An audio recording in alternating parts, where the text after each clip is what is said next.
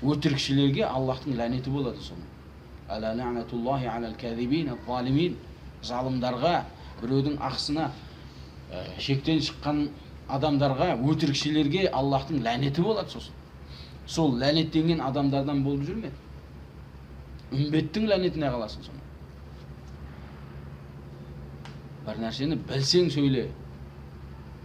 Содан кейін насихат деген нәрсені ақысын орындаған боласың. Білмесең араласпа, кірме о нәрсеге. Алейке би хассати диник. Өзіңнің дініңді ойла. Наби саллаллаху алейхи ва саллям сахабалардың біріне, адаспасам, Уқба радияллаху анхуға насихат айтады. Амсик алейка хада деп, мына тіліңді тый дейді. Уәлиясаъка байтук, саған үйің жетеді өзіне. Үйіңе сыйып отыр дейді сол жерде. Уабки ала хатиатик, қатеңе жыла дейді. Яғни сен жалпы халыққа сөйлейтін адам емессің, өзіңмен өзің әуре бол деп жатыр мына жерде. Түсінікті ме жоқ па? Өзіңмен өзің әуре бол. Тіліңе абайла. Түсінікті ме жоқ па? Өз күнәңе жыла, Аллахқа тәубе етіп. Сонымен үйің саған жеткілікті. Өзіңмен өзің шұғылдан деген мағынада. Түсінікті ме жоқ па? Сол үшін да насихат екен деп әр нәрсені адам айта бермейді. Дін болса, білім болса, білсе анық, соның пайда зияны айтылса болады, болмайды, сол жағын бәрін көріп, сосын сөйлеу керек. Қазір кейбіреулер айтып жатыр, елден кейбіреулер сұралып жатыр. Бағанағы такфирилер менен сәләфилердің айырмасы туралы. Ол өмір бақи такфири кім екенін білмейді да. Бір кітап оқымаған такфирилер туралы. Ахлі сүннаның сенімі не екенін білмейді такфир бабында. Оқымаған, үйренбеген, бір еріп тұрған бір үлкен ғалымды да таба алмайсың артында. Кім екенін білмейді, қаяқтан шығып келген, қазіргі уақыттағы такфирдің үлкендері негізі неден шығып келген деген білмейді. Такфирді жамандау керек пе, сәләфиді жамандау керек пе, болды, бәрін бірдей қылып қуа салады, айта салады сөзді. Не ол ақиқат, шындық, оның артындағы құжат дәлел қаяқта екенін білмейді. Омен ойланып тұрған жерде жоқ. Жамандау керек пе, жамандай керек. Мақтау керек пе, демек мақтау керек. Болды. Бірақ елдің көзіне шындықты насихат қылып жатқан адам сияқты көрінуі мүмкін. Бірақ оның артында ешқандай шындық тұрған жоқ. Оның бәрі өтірік, білімсіздік, надандықпен таралып жатқан мәлімет. Мысалы, қазір айтатын болсаң, сол қазіргі ғасырдағы ең үлкен сол адамдардың қанын төгуіне себеп болып өліп кетті, өлді ме, тірі ме, Аллаху алам оны. Сол Бин Ладен мысалы. Сол бүткіл елдерге мұсылмандардың арасында қан төгілуіне себеп болып жатқан адамдардың үлкендерінің бірі. Ол адамның егер тексеріп көретін болсаң, сәләфилерге мүлдем қатысы жоқ. Такфирилер мен сәләфилер біреу айтыпты, қасқырдың жуасы болмайды деп. Үйтіп мұсылмандардың бәріне жаба салсақ та болады ондайды. Себебі кәпірлерді өлтіріңдер деген аят қай жерде? Құранда. Сол аятты алды, не деп жатыр мына Құрандарың?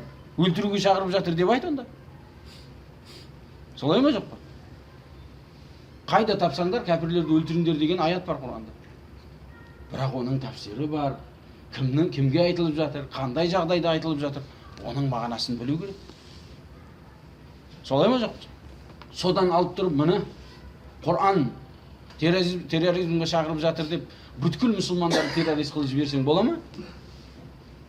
Себебі істетіп жатқан дәлел кітаптары бір деп та мысалы. Істетіп жатқан дәлел кітаптары не? Бір деп. Сол үшін де кейбір такфирлер, сәләфилер білетін кітаптардың кейбіреулерін істетіп жатса, соны кімге жауып жатыр? Сәләфилерге жауып жатыр. Айтады кітаптарды деп, бір деп. Бәріміздің кітабымыз бір ғой, Құран. Құранда кәпірлерді өлтіріңдер деп жатыр. Содан алып тұрып, турадан тура кәпірлерді қыруға Құран шақырып жатыр десек бола ма онда? Кімді кәпір деп ойласаң, соны өлтіре бер дегендей. Аллах өйтіп айтпаған ол жерде. Сол такфирилер өзінше ұстап алған Мұхаммад ибн Абдул-Вахабтың кітабында да олай деп айтылмаған. Оның түсінігі бар, оны шарықтаған сол адамды танитын білген ғалымдар бар. Әрбір мазхабтың ғалымдары бар сияқты. Баяндап түсіндіріп берген адамдар бар. Соған қарап білінсе, алхамдулилля, болмаса, олардың сөзі исламға қалай жала жабу мүмкін болатын болса, адамдардың шахуаты менен, шубхасы менен, осылайды жаба салсаң болады, Алла сақтасын. Сол үшін сол үлкен такфирилердің басында тұрған, сол әрекетке жолыққан Бин Ладеннің сәләфилерге мүлдем қатысы жоқ. Оның семьясы жалпы әлі де суфизмда. Отырыстарды, мәулеттерді істейді әлі де. Ағалары. Осы Мединеде тұрады кейбіреулер. Ұлылары сопылар. Бейсенбілік, анау, мынау. Мына жерде үлкен әулие өткен Шейх Закария деген. Соған қол берген адамдардан. Соның артында шыққан, солардың қолында тәрбие көріп шыққан адам. Ешқандай бір ғалымның тәрбиесін көрмеген олар. Сәләфилерге қалай қатысы болады? Сәләфи болу үшін сол сәләфи ғалымның тәрбиесін алған болу керек. Сол уақытта Ибн Баз тірі болды, Ибн Усаймин тірі болды, Альбани сияқты адамдар тірі болды. Біреуін де тәрбие алмаған.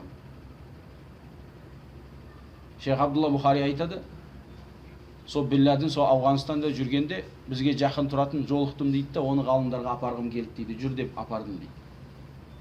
Бір жерде Шейх Хамад аль-Ансари бұл Мединедегі сол біз өтіп бара жатқан ғасырдың ең үлкен ғалымдарының бірі болған Шейх Хамад аль-Ансари. Осы Мединеде әлі де кітапханасы бар үйінде, қазірге шейін. Шейх Абдул-Мухсин Аббаттарға көрші болады ол кісі. Баласы да бар әлі, Абдул-Бари аты, ұлының баласы, ұлының аты. Сол адамның үйіне апардым дейді. Барсам, алдында Бакыр Абу Зайд деген ғалымдардың бірі ол кісіде. Сол отыр екен дейді. Сонда екеу әңгімелесіп отырып еді, мен жай ишара қылдым дейді, мына кісі келіп еді, сіздерден сұрайтын нәрсесі бар еді деп. Сөйтіп еді, біраз әңгіме айтуды бастады дейді бағанағы Бин Ладен. Өзінің әңгімесін айтып жатыр дейді. Жихад қылу керек, көтерілу керек, анау соған ұқсаған. Сонда Хамад аль-Ансари танымайды екенді оны дейді. Кімсің деп айтты дейді. Сөйтіп енді түсіндірдім ме дейді. Оны адам осындай әңгімелерді көтеріп жүрген адам деп. Сөйтіп айтады, Бакыр Абу Зайд естіген екен дейді. Сен анау ма бәленші әңгімені айтып жүрген сенсің ба деп айтты дейді. Сол әңгімелерінің бірінде Бин Ладен айтыпты, сол ғалымдар қашанға шейін отыра береді, неге шықпайды ана жерге, неге жұмыс істемейді деп айтып еді. Шейх Хамад ұрысты дейді. Кім айтты саған ғалымдар отыр деп, ештеңке істеп жатқан жоқ деп. Адамдарға Құранды таратып жатса, хадисті таратып жатса, бидаттан, ширктен қайтарып жатса, сонша жихад қылып жатса, бұны істемеген адам кім болады, істеген адам кім болады? Мына істерді істеп жатқаны ғалымдардың важыбы, оны орындап жатқанның өзі мойнындағы үлкен қарызды орындап жатқаны деп тоқтатып қойды дейді. Тоқта, жетеді.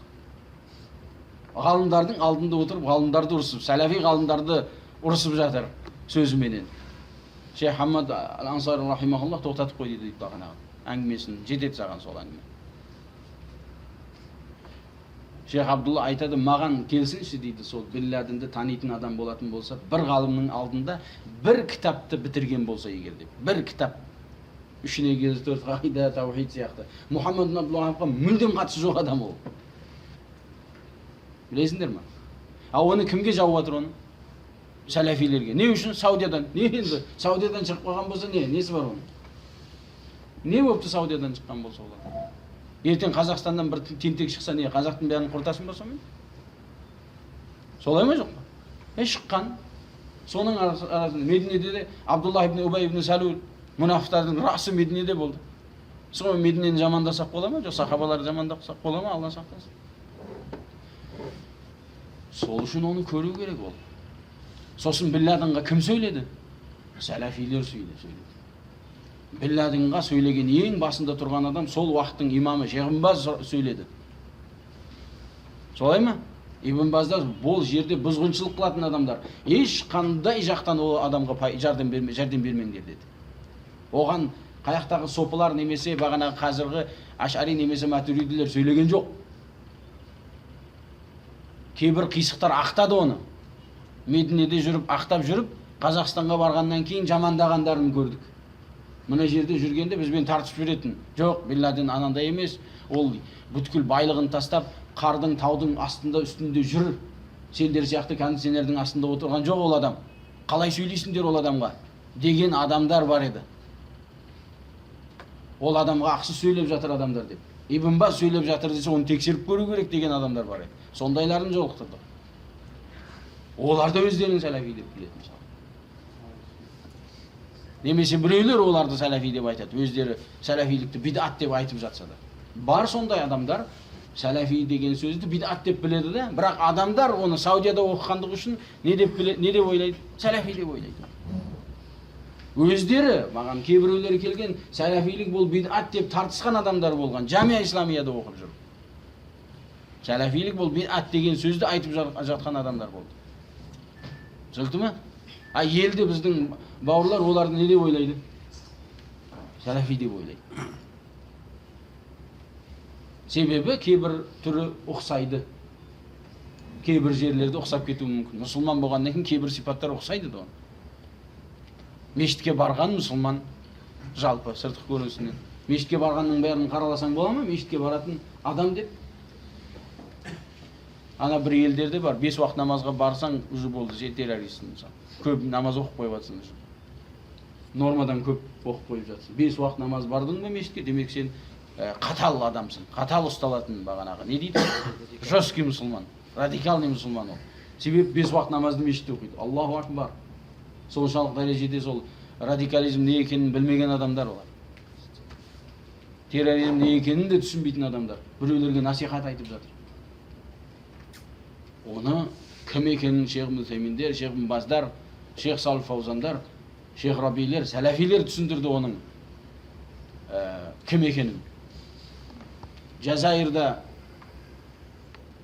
бұдан 20 жылға жақын, 10 жылдан көп такфирилер шыққан уақытта тауларға шығып, халықпенен, өкіметпен қарсы соғысып, қанша фитналар болғанда, соларды таудан түсіріп, елге қайтарған адамдар сәләфи ғалымдар болды.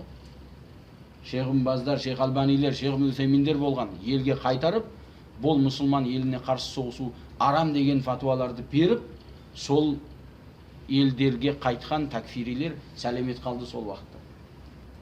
Тозақтың иттеріне айланып қалудан сақталуына себеп болған адамдар сәләфи ғалымдар болды. Мына қазіргі елдерде, мына араб елдерінде 2 жыл, 3 жылдан бері басталып дамып келе жатқан қанқорлық мұсылмандардың не бір бастарына бәле болған күндеріне сол бәлелерден ең бірінші қайтарған ғалымдар сәләфи ғалымдар болды. Шейх Рабилер болды сол қайтарған адамдар. Шейх Салих Фаузандар қазірге шейін қайтарып келеді, сол Сириядан басқадан. Мыналар сәләфилер, солар туралы кітаптар жазған, мақаралар шығарып жатқан, дәлел құжатпенен соларды не қылып жатқан адамдар сәләфи ғалымдар болды. Мынау Ашарилер не істеді? Ашарилердің басында тұрған кім о? Бүткіл сол такфирді дамытып, істеп шығарып жатқан фабрика дейтін болсақ, егер завод дейтін болсақ, сол басында тұрған, сол суфизмда және ашаризмда және соған ұқсаған адасқан тайпалардың бастығы Юсуф Ал-Қардауи басында тұр. Білмеген адамдар біліп қойсын оны. Соның басында. Сол адам бүткіл елдерге у шашып жатқан. Кім ол? Ол ашари ол. Суфи, ихуани. Түсінікті ме жоқ па? Шииттерді өздеріне дос көретін, шиизмді 5-ші мазхаб деп көретін адамдардың бірі. Бәлкім басында ол адамның ешқандай сәләфилікке қатысы жоқ. Такфирді істеп шығып жатқан адамдар біреулер. Оған жауып жатқан адамдар басқа біреулер. Жуас қасқыр болмайды деген бұл бекер сөз ол. Бағана айтқандай, мұсылманға жаба салсаң, бола беретін дәлелдер бар. Әрбір жамандықты. Құранда бүйтіп айтып жатыр ғой міне деп. Насихат қайда қалды? Сен білмей насихат етіп жатсың. Аллахтың ләнеті болсын деп айтамыз өтірікшілерге. Осындай жағдайларды елдерді алдап жатқан. Түсінікті ме? Діннің атымен сөйлеп, шариғат білгіш ретінде шығып, мұсылмандардың мен сәләфилер мен такфирилердің арасында айырмасы жоқ, олардың барлығы бір деп жатқандар, діннің атыменен шариғатты айтып жатқан сияқты болып, елдерді алдап жатқан адамдар олар. Олар білсін бірінші такфир қаяқтан келіп жатыр. Кімдер басында тұр? Кімдер тұр олардың? Әрбір елде қараңдар басында кім тұр? Біреуінде алхамдулилля сәләфи жоқ. Біреуінде сәләфи ғалымдардың барлығы билікпенен бірге болып, соған сабыр қылуға шақырып жатыр. Мысырға қарасаңдар қанша ғалымдар бар? Мысырда да білім иелері бар. Олардың сәләфилері сәлеметтікте. Бидатшылары сол көтерілгендермен көтеріліп шығып кетті. Кейбіреулері бала шағасымен шығып келгендерді. Йеменге қара. Мысырда оқып келген балдар бар. Осылардың сөздерін негізінде Мысырда қолдап жүріп, елге барып үндемей жүреді. Йеменде оқып келген балдар бар. Абдулмаджид Зинданиның қолында. Елде бар ондай адамдар. Абдулмаджид Зиндани Мысыр Йеменде көтеріліс жасаған, патшаны құлатуға ең бас рөлде ойнаған адам. Йеменде соның ойыны көтеріп жүріп, Қазақстанға келіп, сол сөзді айтпай жүрген адамдар қанша. Сыртта болса бір ойы, іште болса, іште сыртта сөйлесе бір әңгіме, ішке елге барса және басқа бір әңгіме. Аллах субханаху ва таала жек көрген адамдардың бірі екі бетті адам. Екі бетті адам. Патшаға бір сөйлейді, халыққа басқа бір сөз айтады. Бұл мұнафықтықтың белгісі. Ибн Умар радиаллаху анху айтады, уақытында адамдардың біреуі айтты, біз патшаның алдына кірсек бір сөз айтамыз да, сыртқа шығып басқа бір сөз айтамыз десе, ол кісі айтты, біз бұл нәрсені мұнафықтықтан деп санайтын едік дейді. Мұнафықтықтан деп санайтын едік дейді. Түсінікті ме? Олардың көптері ихван муслимин не екенін білмейді. Ихван муслимин бұл такфирді тарататын үлкен завод. Істеп шығарады такфирді. Сайид Құтб Хасан Баннадан бастап, тіпті қазіргі күнге шейін. Саудиядағы жастарды улаған адамдар да сол жамағаттың адамдары. Өкінішке қаратай, бұл Мұхаммад ибн Абдул-Вахаб рахимахуллахтың кітаптары менен, себебі жастар сол кітаптарды оқиды, соған қызығады да өздерін солай суретте көрсетеді. Өзбекстанға барған уақытта да арабтар осы суретпен барған. Қазақстанға барған кейбір арабтар да осы суретпен барған. Халық алданып қалады сонымен. Олардың беттерін ашып, айыптарын айтып беру керек. Құжат дәлелменен бар. Бұл ешқандай ғайбатқа кірмейді. Бұл ибадат болады бұл. Түсінікті ме жоқ па? Бұрында егер келетін болсақ, енді тақырыпты азғантай басқа жағына өтетін болсақ, енді біреулерге мүмкін жақпайды шығар бұл нәрсе. Бұрында Өзбекстанда оқыған адамдар, Қырғызстанда оқыған адамдарда өздері білмеген суретте осы ихван муслиминдердің тариқаларыменен уланған адамдар кейбіреулер. Біз сол жерлерді оқығанбыз, көргенбіз, ол кітаптарды көрдік, содан кейін әхлі илімнің сөздерін білдік одан кейін. Оны білгендер бар, білмегендер бар. Қазірге шейін сол жерлердің кейбіреулерінде өздері білмеген суретте ихван муслиминдердің кітаптары оқытылады. Қазірге шейін. Таухидта Зинданиның кітабы оқытылады.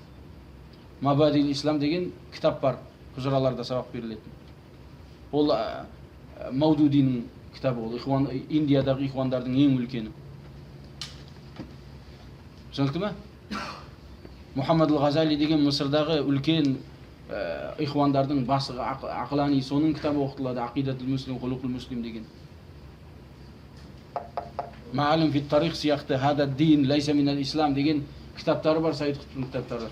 Ал-халал уал харам бағана Қардауидің кітаптары, бүткіл ихвандардың кітаптары жалпы оқытылады сол жерде, сол елдерде. Солардың кітаптары оқытылады. Бірақ олар өздері бұл кітаптар ихван муслиминдердің, сол бидат иелерінің кітаптары екенін, халық сомен уланып жатқан екенін білмейді, айыра алмайды. Ихванды өздері істеп, такфирлерді өздері істеп шығарып жатқанын білмейді олар. Сол үшін айтып жатырмыз, ол білмесең айтпа оны деп. Білмесең айтпа. Такфирлердің бәлесін сәләфилерге жапсаң, тура Құрандағы кейбір айтылған аяттар себепті мұсылманды жамандап, исламды қаралап жатқан адамның мен тең. Біліп қана адам сөйлеу керек, білмесе сөйлемеу керек. Наби саллаллаху алейхи ва саллям айтады: "Ман кана юмину биллахи вал яумил ахири фальяқул хайран ау лиясмут." Кім-де-кім Аллах және қияметке сенсе, жақсы сөз болса айтсын, болмаса тыныш тұрсын. Сөйлеу керек екен деп айта беруде болмайды. Насихаттың да өзінің несі бар? Шегі бар. Болмаса Аллах субханаху ва тааланың алдында бол айтылып жатқан сөздерінің барлығы жақсылығы болса жақсылығына жауап бересің, жамандық болатын болса оның жамандығына ең бірінші жауап беретін сенсің. Сол үшін да Наби саллаллаху алейхи ва саллям "Ва идастан сахка фансаху" деді. Егер сенен насихат сұраса, оған насихат ет деді.